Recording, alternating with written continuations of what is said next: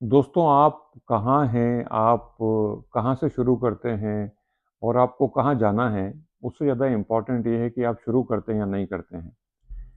तो इस कहानी का दोस्तों जो मकसद है वो ये है कि आप अगर सोच रहे हैं कि 2026 में आपको कुछ शुरू करना है या 2026 में जो 2025 की जो छूटी हुई चीज़ें थी वो आपको कंप्लीट करना है।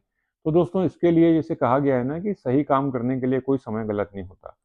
तो बहुत सारी चीज़ों के लिए हम जब सही काम करना होता है तो बहुत सारे बार बात सोचते रहते हैं कि ये हो जाएगा तो करेंगे, वो डेट आ जाएगी तो करेंगे, आज तो मैं चलो सो जाता हूँ, कल से शुरू करूँगा। वो कल तो कभी आता नहीं है।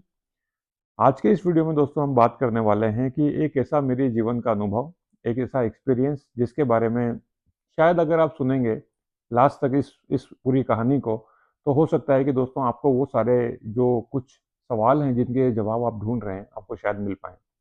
आगे बढ़ने से पहले दोस्तों एक रिक्वेस्ट है कि अगर आपने हमारे चैनल को सब्सक्राइब नहीं किया है तो प्लीज़ सब्सक्राइब कीजिए। सब्सक्राइब करना आपके लिए फ्री ऑफ कॉस्ट है, लेकिन इससे हमको बहुत एनकरेजमेंट और प्रोत्साहन मिलता है।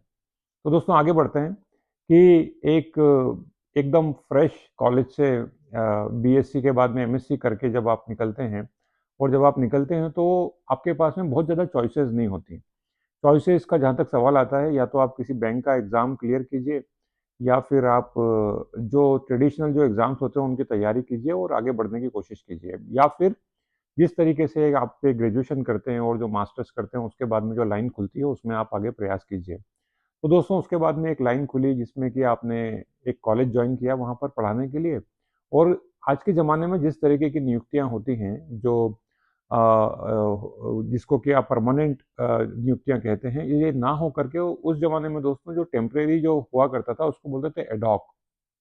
तो colleges government colleges ad hoc professors को नियुक्त करते थे, अपॉइंट करते थे ताकि वो अपने स्टूडेंट्स को अच्छी एजुकेशन या क्वालिफ़िकेशन दी जाए। तो दोस्तों मुझे भी इस तरीके का एक ऑफ़र दरअसल 2-3 ऑफ़र आए थे, तो मैंने एक जो ऑफ़र है उसको एक्सेप्ट किया। तो मध्य प्रदेश में एक जगह है पिपरिया, तो पिपरिया जो है वो पचमढ़ी के पास में है और पिपरिया जो एक ऐसी जगह है जो इटारसी और जबलपुर के बीच में है। तो दोस्तों वहाँ पर मैं जब गया नया-नया पढ़ाने के लिए तो एकदम बहुत ज़्यादा यंग और बहुत दुबला-पतला सा, बहुत छोटा थोड़ा-सा अंडर कॉन्फिडेंट टाइप का एक पहला-पहला जब होता है तो आपका कॉन्फिडेंस लेवल उतना नहीं होता, क्योंकि आपको ये लगता है कि आपको बहुत लोग ऑब्ज़र्व कर रहे होते हैं। और मेरा जो डिपार्टमेंट था बॉटनी उसमें भी बहुत सारे जो सीनियर्स जो प्रोफ़ेसर्स थे वो आप मुझे ऑब्ज़र्व कर रहे थे। लेकिन जब मैं दोस्तों क्लास में गया पढ़ाने के लिए, अब ये बड़ी अद्भुत सी चीज़ है कि जब आप एक बहुत अच्छे प्रोफ़ेसर से पढ़ कर के निकलते हैं ना दोस्तों, तो आपका level of confidence next level का होता है। और आप जब वहाँ पढ़ाने के लिए जाते हैं क्लास में, तो मुझे याद आता है जहाँ तक कि मुझे अपने कॉलेज का एमएससी का या बीएससी की जो क्लासेस थी, उसका याद आता है कि जो प्रोफ़ेसर्स थे, thanks to them because of their contribution, मैं कभी भी अपने स्कूल में या कॉलेज में या जब पर भी गया, कभी भी नोट्स लेकर के नहीं जाता था पढ़ाने के लिए या प्रोजेक्ट जब भी उसके बारे में अगर आप एक्सप्लेन करते थे उसके लिए, तो यही चीज़ दोस्तों मेरे साथ में हुई जब मैं कॉलेज में पढ़ाने गया। तो आश्चर्य की बात ये होती है कि बहुत सारे बच्चों को ये लगता ही नहीं है कि आप प्रोफ़ेसर हो या असिस्टेंट प्रोफ़ेसर हो। उनको लगता है कि ये कोई हमारे जैसा कोई दूसरा स्टूडेंट आया है। क्योंकि वहाँ पर वो जो एक लेवल ऑफ़ मैच्योरिटी होती है, वो शायद आप में नहीं होती है, वो over a period of time आप सीखते हैं। तो मेरे साथ में भी ऐसा ही कुछ हुआ, तो स्टार्टिंग में स्टूडेंट्स को लगा कि ये कोई दूसरा स्टूडेंट आया, लेकिन जब उनको बताया कि भाई I am a professor here recently appointed as a assistant professor, तब उनको यकीन हुआ और उससे ज़्यादा यकीन उनको तब हुआ, जब उन्होंने ये देखा कि कोई हमको पढ़ाने आया और पहली बार क्लास में बिना नोट्स के, बिना बुक के वो व्यक्ति पढ़ा रहा है पूरे कॉन्फिडेंस के साथ में। तो वो जो दोस्तों एक एक जो एक एक्सपीरियंस हुआ उनको, उसके उसके बाद उनको पता लगा कि this is something where we can learn. तो ये दोस्तों जो आपकी एक पुरानी जो पेडिग्री होती है ना, जहाँ से आप आते हैं, वो उसको रिप्रेज़ेंट करता है। और कई बारी दोस्तों ये होता था कि मैं उनके साथ में वो सारी चीज़ें उनको बताने की कोशिश करता था, जो शायद उन्होंने किताबों में पढ़ी है, लेकिन उनको कभी उसका हैंड्स ऑन एक्सपीरियंस नहीं होता था। तो ये दोस्तों एक बड़ी बहुत पुरानी 98-99 का वाक़या है, जब मैं आपसे शेयर कर रहा हूँ। उसके बाद में then I move to the pharmaceutical industry, जो कॉर्पोरेट का जो जॉब होता है, वो वहाँ पर। लेकिन यहाँ पर 4-5 चीज़ें जो सीखी हैं, वो दोस्तों वो यहाँ पर ये निकल के आती हैं कि आप कहाँ हैं, आप कहाँ स्ट्रगल कर रहे हैं, कहाँ दिक्कतों से जूझ रहे हैं, कहाँ आप फाइनेंशियल प्रॉब्लम्स से जूझ रहे हैं और कितनी स्ट्रगल आप कर रहे हैं। वो जो स्ट्रगल होती है ना, वो उस समय जब आप स्ट्रगल कर रहे होते हो आपको समझ में नहीं आता कि ये स्ट्रगल मैं क्यों कर रहा हूँ। लेकिन जब आप उसको ओवरकम कर चुके होते हैं और जब आप आगे बढ़ चुके होते हैं तो आपको लगता है कि कहीं न कहीं वो जो स्ट्रगल थी, वो जो तकलीफ़ें थी, वो जो परेशानियाँ थी, वो जो दिक्कतें थी आपके साथ में, वो दिक्कतें, तकलीफ़, परेशानियाँ, स्ट्रगल आपको और मज़बूत बनाने के लिए, आपको और स्ट्रॉन्ग बनाने के लिए थी, ताकि फ्यूचर में आने वाली जो बड़ी समस्याएँ हैं, है ना? वो उसका आप बहुत अच्छे तरीके से सामना कर पाएँ। उन चैलेंजेस को आप ठीक तरीके से फेस कर पाएँ और उसको ओवरकम कर पाएँ। तो दोस्तों ये उसी तरीके से होता है कि आप अपना प्लान बनाते हैं वो तो ठीक है, लेकिन आपका प्लान से ज़्यादा बड़ा उस ईश्वर का या भगवान का प्लान होता है आपके लिए, जो उन्होंने बनाया हुआ होता है।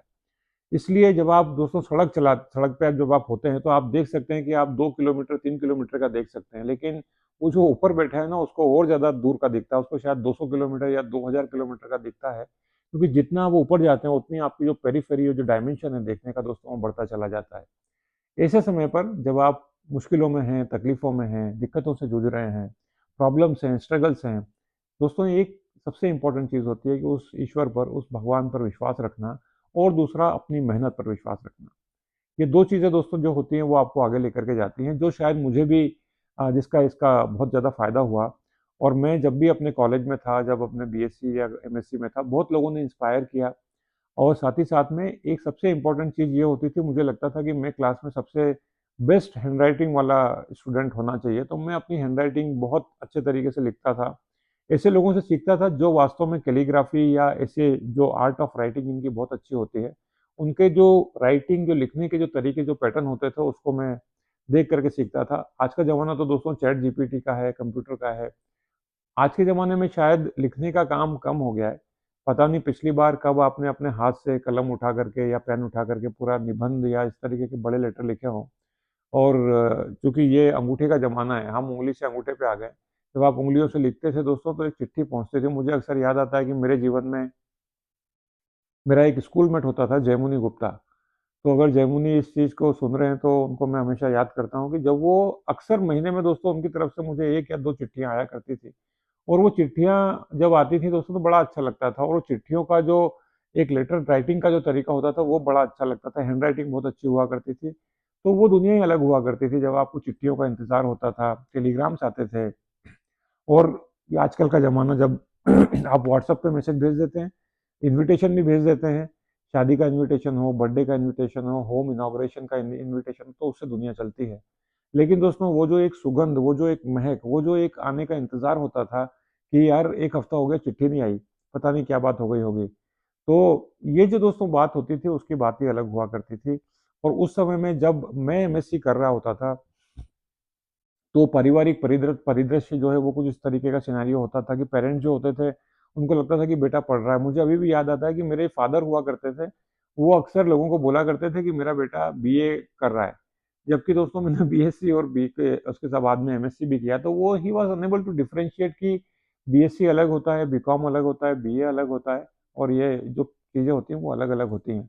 तो वो इस तरीके से दोस्तों बताया करते थे, लेकिन जब मेरा कॉलेज में जॉब लगा as a assistant professor, he was the happiest person. उन्होंने अपने स्टाफ में सभी लोगों को बताया कि मेरा बेटा कॉलेज में प्रोफ़ेसर बन गया है। और ये दोस्तों खुशियाँ जो होती हैं, ये हर बच्चे की ज़िम्मेदारी होती है कि वो अपने पेरेंट्स की लाइफ़ में लेकर के आए। कुछ नहीं कर सकते आप, इतना तो कम से कम कर ही सकते हैं, क्योंकि कहीं न कहीं आपके पेरेंट्स वो सारे की सारी चीज़ें जो वो नहीं अचीव कर पाए, वो दोबारा अचीव कर सकते हैं जब आप उस चीज़ को अचीव करते हैं। तो दोस्तों उस चीज़ों में, उस मेहनत में कंजूसी मत कीजिए, आगे बढ़िए और वो सारी कोशिश करने की, जो सारी चीज़ें सीखने की कोशिश कीजिए, जो कहीं न कहीं आपको लगता है कि आपके जीवन में, आपकी लाइफ़ में आपको आगे ले जाने के लिए ज़रूरी हैं। And that's the moment of pride for you, for your parents, for your family and for entire community wherever you belongs to. Thank you so much इस वीडियो को बहुत अच्छे तरीके से देखने के लिए। दोस्तों, जिस तरीके से आपने ये वीडियो देखा है, उसी तरीके से हमारे चैनल को सब्सक्राइब कीजिए और इन वीडियो को बाकी लोगों के साथ ज़रूर शेयर कीजिए। हो सकता है कि इन छोटी-छोटी कहानियों से, किस्सों से किसी और की मदद हो पाए। बहुत-बहुत धन्यवाद। Wish you all the best in 2026।